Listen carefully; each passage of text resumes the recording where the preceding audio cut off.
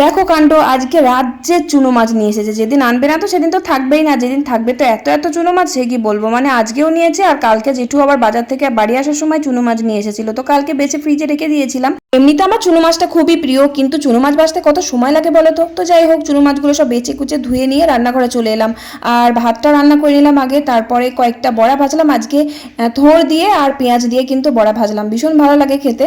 আর সর্ষে লঙ্কা দিয়ে একটু থোড় ভাজা করলাম, আর আলু পেঁয়াজ দিয়ে এই যে আজকে যে টাটকা চুনো মাছটা ছিল ওটা শুধু শুকনো শুকনো করে তরকারি করলাম, আর কালকের যে চুনো মাছটা ওটা শুধু পেঁয়াজ লঙ্কা দিয়ে ঝাল চচ্চড়ি করলাম। আর অতগুলো চুনো মাছ ভাজতে ভাজতে আজকে অনেক বেলা হয়ে গেল, তাই বেশি কিছু রান্না করলাম না। রান্না বান্না কমপ্লিট করে রান্নাঘরটা পরিষ্কার করে কড়াইটা মেজে ধুয়ে উপরে চলে এলাম, কাপড় কাচতে হবে।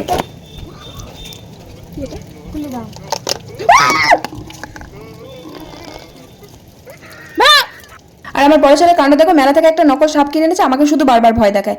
জামা কাপড় কেচে চান টান করে যে খেতে বসলাম। চলো আজকের মতো টাটা, বাই বাই।